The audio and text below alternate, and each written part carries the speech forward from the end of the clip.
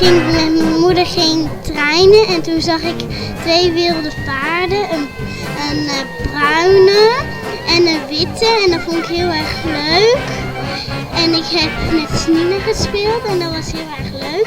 En nu ben ik met Sanne naar een museum gegaan. En het is heel erg leuk en ik ga met haar logeren. En dan gaan we iets ophangen en dat weten de ouders niet. En daarom is het juist zo leuk. En we gaan nog heel veel leuke dingen doen en ik hoop dat het leuk is.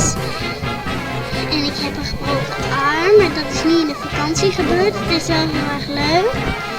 Maar het is ook niet zo leuk dat ik een gebroken arm heb. Maar het is wel heel leuk dat ik heel veel cadeautjes heb gekregen. En dat zoveel. Heel veel cadeautjes in ieder geval.